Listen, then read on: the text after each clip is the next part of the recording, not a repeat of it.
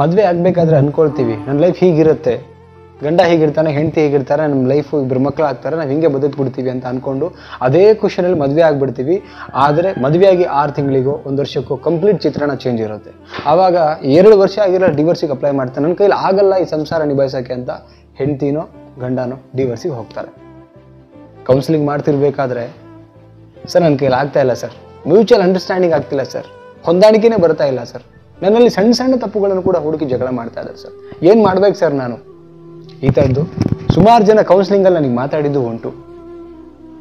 Okay, ಆದರೆ ನನ್ನ ಕಿವಿ ಮಾತೇನು ಗೊತ್ತಾ, ನಾವು ಬಾಳಿ ಬದುಕೋಕೆ ಅಂತ ನಾವು ಈ ಜೀವನನ ಶುರು ಮಾಡಿದೀವಿ ಅಂದಮೇಲೆ ಬಾಳಿ ಬದುಕೋದ್ರ ಬಗ್ಗೆ ಯೋಚನೆ ಬರಬೇಕೆ ವಿನಃ ಯಾವುದೇ ಕಾರಣಕ್ಕೂ ಡಿವೋರ್ಸ್ ಆ್ಯಂಡ್ ಇನ್ನೊಂದು ಸಂಬಂಧ ಅಲ್ಲಿಂದ ಆಚೆ ಬರಬೇಕು ಅನ್ನೋದು ಇರಬಾರ್ದು. ಯಾಕೆ ಅಂತ ಕೇಳಿದ್ರೆ ಬುದ್ಧಿವಂತ ಪ್ರಾಣಿ ಅಂದಮೇಲೆ ಯಾಕೆ ಅದು ಮ್ಯೂಚುವಲ್ ಅಂಡರ್ಸ್ಟ್ಯಾಂಡಿಂಗ್ ಆಗ್ತಿಲ್ಲ? ಸೆಲ್ಫ್ ಅನಾಲಿಸಿಸ್ ನಿಮ್ಮಲ್ಲಿ ನಡೀತಾನೆ ಇಲ್ಲ. ಈ ಬೆರಳುಗಳು ನೋಡಿ, ಸ್ವಲ್ಪ ಯಾವುದು ಒಂದಕ್ಕೊಂದು ಸಮಾನ ಇಲ್ಲ, ಬೇರೆ ಬೇರೆ ಇದೆ. ಹಾಗೇನೆ ಮದುವೆ ಆದಮೇಲೆ ಬೇರೆ ಬೇರೆ ಆಗಬಹುದು. ಅದನ್ನ ಹ್ಯಾಂಡಲ್ ಮಾಡೋದು ಕಲಿಬೇಕು. Situation handling, people handling. Okay, so ಇದನ್ನ ಹ್ಯಾಂಡ್ಲಿಂಗ್ ಮಾಡಿಲ್ಲ ಅಂತ ಹೇಳಿದ್ರೆ ನೀವು ಯಾವುದೇ ಸಂಬಂಧದಲ್ಲೂ ಕೂಡ ನೀವು ಬದುಕಲಿಕ್ಕೆ ಸಾಧ್ಯನೇ ಇಲ್ಲ. ಆ್ಯಂಡ್ ಕ್ಯಾರಿ ಆಗಲಿ ಲಾಂಗ್ ಟರ್ಮಲ್ಲಿ ಕ್ಯಾರಿ ಆಗ್ಲಿಕ್ಕೆ ಸಾಧ್ಯನೇ ಇಲ್ಲ ಲೈಫಲ್ಲಿ. ಎಕ್ಸಾಂಪಲ್ ಕೊಟ್ಬಿಡ್ಲಾ ನಾನು? ನೀವು ಸ್ಕೂಟಿ ಓಡಿಸ್ಕೊಂಡು ಹೋಗ್ತಿದ್ರ ಅನ್ಕೊಳ್ಳಿ, ಗಂಡು ಮಕ್ಕಳು ಇರ್ಬೋದು, ಹೆಣ್ಮಕ್ಳು ಇರ್ಬೋದು. ನೀವು ಸ್ಕೂಟಿ ಓಡ್ಕೊಂಡು ಮಾರ್ಕೆಟಿಗೆ ಹೋಗಿ ಏನೋ ತರಕಾರಿ ತೊಗೊಂಡು ಮನೆಗೆ ಬರಬೇಕು ಅಂತ ಹೇಳಿದ್ರೆ ನಿಮ್ಗೆ ಪರ್ಫೆಕ್ಟಾಗಿ ಗಾಡಿ ಹೊಡ್ಯಕ್ಕೆ ಬಂದರೆ ಮಾತ್ರ ನೀವು ಹೋಗಿ ಬರ್ತೀರಾ. ಅಲ್ಲಿ ಗಾಡಿ ಕಲ್ತಿದ್ದಾಗ ತಾನೇ ತುಂಬ ಚೆನ್ನಾಗಿ ಗಾಡಿ ಓಡಿಸ್ಕೊಂಡು ಹೋಗಿ ತರಕಾರಿ ತೊಗೊಂಡು ಬಂದ್ರಿ. ಸೇಮ್ ಬದುಕೋದನ್ನು ಕಲೀರಿ. ನೀವೇನು ಅನ್ಕೊಳ್ತೀರಾ? ಅದಕ್ಕಿಂತ ಅಪೋಸಿಟ್ ಆಗಿ ನಿಮ್ಮ ಜೊತೆಗೆ ಇರ್ತಕ್ಕಂಥ ಗಂಡನೋ ಹೆಂಡ್ತಿನೋ ಬಂದಾಗ ಅವ್ರ ನೇಚರ್ನ ಸ್ಟಡಿ ಮಾಡಿ, ಅನಾಲಿಸಿಸ್ ಮಾಡಿ, ಅವರೊಟ್ಟಿಗೆ ಹೇಗೆ ಬದುಕಬೇಕು, ನಾಟಕೀಯವಾಗಿನೋ ನಿಜವಾಗ್ಲೂ ಒಟ್ಟಿನಲ್ಲಿ ಆ ಬದುಕು ಒಳ್ಳೆ ಉದ್ದೇಶ ಇಟ್ಕೊಂಡು ಅವರನ್ನು ಗೆಲ್ಲಬೇಕು ಅನ್ನೋ ಒಂದು ಬದುಕನ್ನು ಕಲಿಬೇಕು.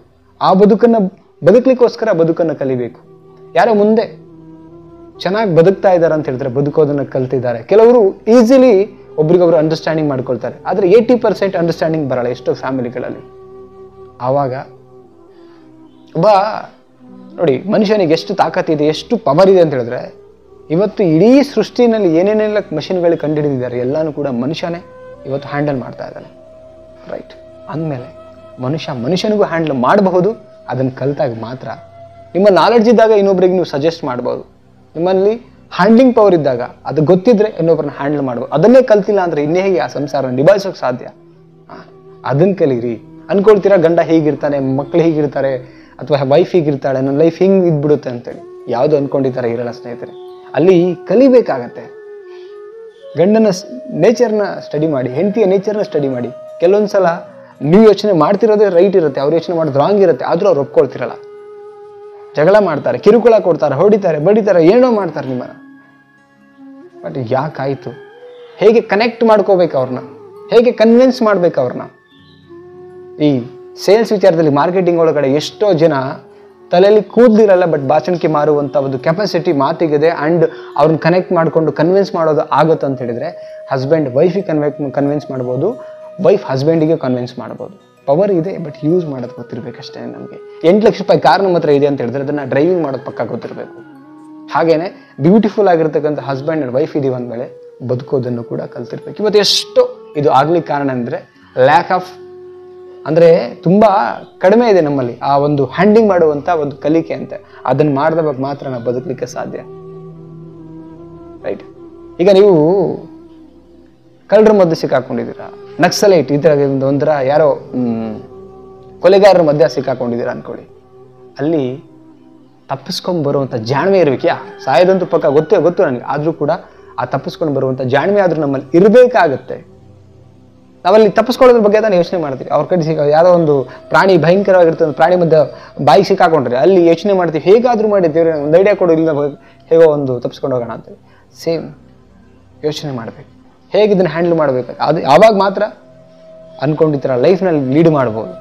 ಇಲ್ಲ ಅಂತ ಹೇಳಿದ್ರೆ ಗಂಡ ಸರಿ ಇಲ್ಲ, ಹೆಂಡತಿ ಸರಿ ಇಲ್ಲ ಅಂದ್ಕೊಂಡು, ಅತ್ತೆ ಸರಿ ಇಲ್ಲ ಅಂದ್ಕೊಂಡು, ಮಕ್ಕಳು ಸರಿ ಇಲ್ಲ ಅಂದ್ಕೊಂಡು ಆ ಫ್ಯಾಮಿಲಿನ ನಾವು ಹಾಗೆ ಕೇರ್ಲೆಸ್ ಮಾಡ್ತಾ, ಸರಿ ಇಲ್ಲ ಅಂದ್ಕೊಂಡು ಕೇರ್ಲೆಸ್ ಮಾಡ್ತಾ ಹೋದರೆ ಅದು ಹಾಗೆ ಉಳಿತಾ ಹೋಗುತ್ತೆ. ಆ್ಯಂಡ್ ಇದು ಪ್ರಾಬ್ಲಮ್ ಹಾಗೆ ರೈಸ್ ಆಗ್ತಾ ಹೋಗುತ್ತೆ.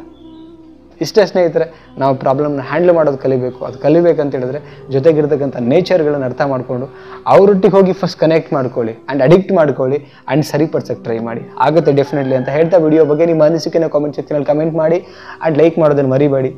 ಎಲ್ಲ ಈ ವಿಡಿಯೋಗಳನ್ನು ಎಲ್ರಿಗೂ ಶೇರ್ ಮಾಡಿ. ಎಲ್ಲೋ ಒಂದು ಕಡೆ ನೀವೇನಾದ್ರು ಕಲ್ತಿದ್ರೆ ಇನ್ನೊಬ್ರಿಗೂ ಕಲೀಲಿಕ್ಕೆ ಸಿಗಲಿ ಅಂತ ಹೇಳ್ತಾ, ಆ್ಯಂಡ್ ಸಬ್ಸ್ಕ್ರೈಬ್ ಮಾಡ್ದಿರ ದಯವಿಟ್ಟು ನೋಡಬೇಡಿ, ಸಬ್ಸ್ಕ್ರೈಬ್ ಮಾಡಿ ಸಪೋರ್ಟ್ ಮಾಡಿ ಅಂತ ಹೇಳ್ತಾ ಮತ್ತೊಂದು ಟಾಪಿಕಲ್ಲಿ ಸಿಗೋಣ. Thank you so much guys.